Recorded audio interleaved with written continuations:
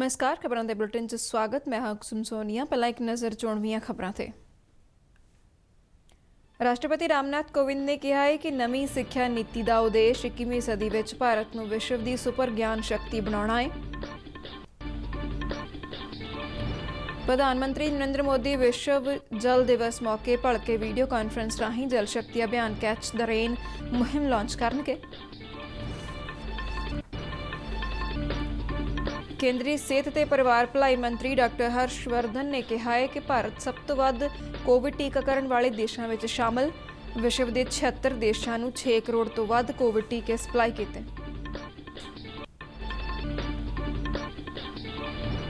देश विच कोविड टीकाकरण का आंकड़ा 4.5 करोड़ के नेड़े पहुंचा। 60 साल तो वध की उम्र के 1 करोड़ 70 लाख लोगों को कोविड टीका लगाया गया। पंजाब विच कोविड-19 के वधदे मामलों को वेखदिआं मोगा विच भी सख्ती वधाई गई।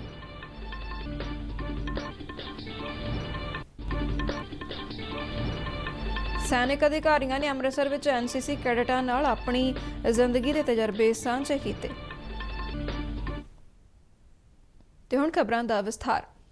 राष्ट्रपति रामनाथ कोविंद ने कहा है कि नवीं सिक्ख्या नीति का उद्देश्य 21वीं सदी विच भारत नूं विश्व की सुपर ज्ञान शक्ति बनाउणा है।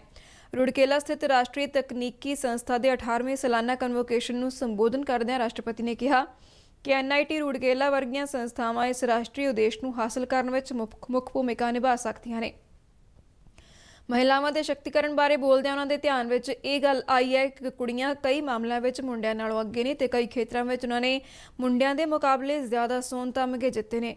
उन्होंने कहा कि एक बहुत ही वधिया रुझान है कि साडीआं धीआं भैणां अपनी प्रतिभा का प्रगटावा कर रही ने।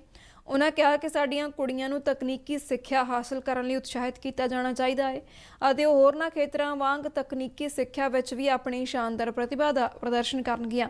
कोविंद ने कहा कि देश नूं अपणियां कुड़ियां दी उच्च सिक्ख्या विशेष तौर पर साइंस तकनोलॉजी इंजीनियरिंग और गणित विच उत्साहित करने की लोड़ है। I advise you to never judge your success only in terms of material gains. You don't have to limit yourself by the pressures of conventional notions of success and societal pressures. You need to figure out what you really want to do in your life. Choose to do what gives you satisfaction and meaningfulness. Do what takes you closer to your aspirations. Do what makes your families proud of you. प्रधानमंत्री नरेंद्र मोदी विश्व जल दिवस मौके भलके video conference राहीं जल शक्ति अभियान catch the rain मुहिम launch करनगे। प्रधानमंत्री की मौजूदगी में जल शक्ति मंत्री और मध्य प्रदेश ते उत्तर प्रदेश के मुख मंत्रियों विचाले केन बेटवा लिंक प्रोजैक्ट नूं लागू करने के इतिहासक समझौते ते दस्तखत किए जाणगे। दरियावां नूं आपस में जोड़न वाला राष्ट्रीय परिपेख योजना का यह पहला प्रोजैक्ट है। यह मुहिम पूरे देश में दोहां पेंडू और शहरी इलाकों में शुरू की जाएगी और इस मुहिम का विषय जिथे भी जदों भी बारिश होवे उसका पानी इकट्ठा किए जाने पर आधारित है। देश में मॉनसून तो पहला और मॉनसून के अरसे दौरान यानी कि भड़क तो 3 नवंबर तक यह प्रोजैक्ट लागू किया जाएगा। लोगों की हिस्सेदारी नाल इस प्रोजैक्ट नूं जमीनी पद्धर तक पानी की सुरक्षा नूं यकीनी बनाउण लई एक जन अंदोलन वजों शुरू किया जाएगा। इस प्रोजैक्ट अधीन सारे ही हिस्सेदारां नूं बारिश के पानी नूं इकट्ठा करने लई ढुकवें ढांचे बनाउण लई प्रेरित किया जाएगा जो पौण पानी के हालातां ते हेठली मिट्टी के खेतर लई योग होण तां जो बारिश के पानी नूं ढुकवें ढंग नाल इकट्ठा किया जा सके। केंद्रीय सेहत ते परिवार भलाई मंत्री डॉक्टर हर्षवर्धन ने कहा है कि कोविड-19 महामारी ते काबू पाउण लई शुरू किए गए टीकाकरण प्रोग्राम अधीन हुण तक 4.5 करोड़ लोगों को टीके लगाउण दा आंकड़ा हासिल कर लिया है। मोहाली में अज national agri food biotechnology institute विखे एडवांस हाई रेजोल्यूशन माइक्रोस्कोपी सहूलत और सेंटर ऑफ इनोवेटिव ते अपलाइड बायो प्रोसैसिंग का उद्घाटन करने मौके उन्होंने कहा कि भारत ने विश्व के 76 देशों को तकरीबन 6 करोड़ कोविड टीके सप्लाई किए हैं जो एक शलाघायोग काम है। उन्होंने कहा कि लोगों को चाहिए है कि वह कोरोना की रोकथाम लई कोविड अनुकूल व्यवहार करदਿਆਂ मास्क पाउण सैनिटाइजर की वरतों करन ते समाजिक दूरी नूं बनाए रखण लई केंद्र सरकार के दिशा निर्देशों की सख्ती नाल पालना करन। डॉक्टर हर्षवर्धन ने इस मौके इंस्टीट्यूट में राष्ट्रीय पोषण अभियान में योगदान देने लई इंस्टीट्यूट के खोज और विकास कामों में पाए गए योगदान का जायजा लिया और कहा कि पोषण अभियान का मकसद सारिਆਂ ਲਈ पौष्टिक तत्तां नाल भरपूर भोजन उपलब्ध कराउणा है। ਉਹਨਾਂ ਕਿਹਾ ਕਿ ਦੇਸ਼ ਵਿੱਚ 16 ਤੋਂ 31 ਮਾਰਚ ਤੱਕ ਪੋਸ਼ਣ ਪਖਵਾੜਾ ਮਨਾਇਆ ਜਾ ਰਿਹਾ ਹੈ, ਜਿਸ ਵਿੱਚ ਸਾਰਿਆਂ ਨੂੰ ਹਿੱਸਾ ਲੈਣਾ ਚਾਹੀਦਾ ਹੈ। ਉਹਨਾਂ ਕਿਸਾਨਾਂ ਦੀ ਆਮਦਨ ਦੁੱਗਣਾ ਕਰਨ ਬਾਰੇ ਕਿਹਾ ਕਿ ਵਿਗਿਆਨ ਅਤੇ ਬਾਇਓਟੈਕਨੋਲੋਜੀ ਦੀ ਵਰਤੋਂ ਨਾਲ ਕਿਸਾਨਾਂ ਦੀ ਇਹ ਇੱਛਾ ਪੂਰੀ ਹੋਵੇਗੀ, ਜੋ ਕਿ ਪ੍ਰਧਾਨ ਮੰਤਰੀ ਨਰਿੰਦਰ ਮੋਦੀ ਦਾ ਇੱਕ ਡ੍ਰੀਮ ਪ੍ਰੋਜੈਕਟ ਹੈ। ਉਹਨਾਂ ਕਿਹਾ ਕਿ ਭਾਰਤ ਨੇ ਕੋਵਿਡ ਮਹਾਮਾਰੀ ਨਾਲ ਨਜਿੱਠਣ ਲਈ ਜਿੱਥੇ ਕਈ ਪ੍ਰਭਾਵਸ਼ਾਲੀ ਕਦਮ ਚੁੱਕੇ, ਉੱਥੇ ਇਸ ਬਿਮਾਰੀ ਦੇ ਇਲਾਜ ਲਈ ਟੀਕੇ ਦਾ ਵਿਕਾਸ ਵੀ ਕੀਤਾ ਤੇ ਇਸ ਦਾ ਸਾਰਾ ਕ੍ਰੈਡਿਟ ਸਾਡੇ ਵਿਗਿਆਨੀਆਂ ਨੂੰ ਜਾਂਦਾ ਹੈ।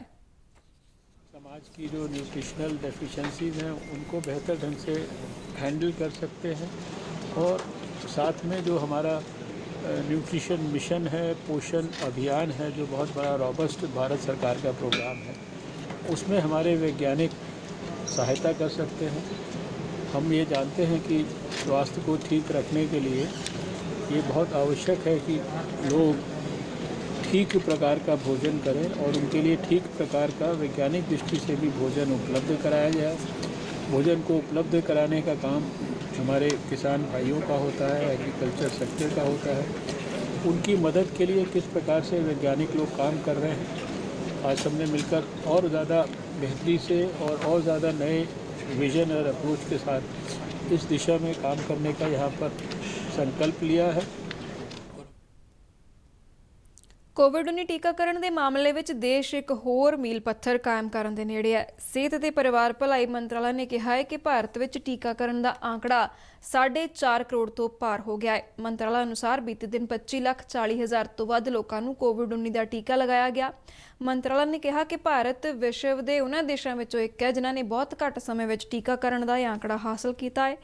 ਭਾਰਤ ਵਿੱਚ ਵਿਸ਼ਵ ਦੀ ਸਭ ਤੋਂ ਵੱਡੀ ਕੋਵਿਡ ਟੀਕਾਕਰਨ ਦੀ ਮੁਹਿੰਮ ਇਸ ਸਾਲ 16 ਜਨਵਰੀ ਨੂੰ ਸਿਹਤ ਸੰਭਾਲ ਵਰਕਰਾਂ ਦੇ ਟੀਕਾਕਰਨ ਨਾਲ ਸ਼ੁਰੂ ਹੋਈ ਸੀ। ਮੰਤਰਾਲਾ ਅਨੁਸਾਰ ਫਰੰਟ ਲਾਈਨ ਵਰਕਰਾਂ ਨੂੰ ਟੀਕਾ ਲਗਾਉਣ ਦਾ ਕੰਮ 2 ਫਰਵਰੀ ਨੂੰ ਸ਼ੁਰੂ ਹੋਇਆ ਸੀ ਤੇ ਇਸ ਮਹੀਨੇ ਦੀ 1 ਤਰੀਕ ਤੋਂ 60 ਸਾਲ ਤੋਂ ਉੱਪਰ ਦੀ ਉਮਰ ਦੇ ਹਰੇਕ ਵਿਅਕਤੀ ਅਤੇ ਗੰਭੀਰ ਬਿਮਾਰੀਆਂ ਵਾਲੇ 45 ਸਾਲ ਤੋਂ ਉੱਪਰ ਦੀ ਉਮਰ ਦੇ ਲੋਕਾਂ ਦਾ ਟੀਕਾਕਰਨ ਸ਼ੁਰੂ ਕੀਤਾ ਗਿਆ ਅਤੇ ਸਿਰਫ 20 ਦਿਨਾਂ ਦੌਰਾਨ 60 ਸਾਲ ਦੀ ਉਮਰ ਤੋਂ ਉੱਪਰ 1 ਕਰੋੜ 70 ਲੱਖ ਸੀਨੀਅਰ ਨਾਗਰਿਕਾਂ ਅਤੇ ਸਹਿ ਬਿਮਾਰੀਆਂ ਵਾਲੇ 45 ਵਰ੍ਹਿਆਂ ਦੀ ਉਮਰ ਤੋਂ ਉੱਪਰ ਦੇ 35 ਲੱਖ ਲੋਕਾਂ ਨੂੰ ਕੋਵਿਡ-19 ਵੈਕਸੀਨ ਦੀ ਪਹਿਲੀ ਖੁਰਾਕ ਦਿੱਤੀ ਜਾ ਚੁੱਕੀ ਹੈ। ਮੰਤਰਾਲਾ ਨੇ ਦੱਸਿਆ ਕਿ ਦੇਸ਼ ਵਿੱਚ ਸਿਹਤਯਾਬੀ ਦੀ ਦਰ 95.96% ਹੈ ਅਤੇ ਬੀਤੇ 24 ਘੰਟਿਆਂ ਦੌਰਾਨ 23,000 ਤੋਂ ਵੱਧ ਲੋਕਾਂ ਨੂੰ ਠੀਕ ਹੋਣ ਤੋਂ ਬਾਅਦ ਛੁੱਟੀ ਦਿੱਤੀ ਗਈ ਹੈ।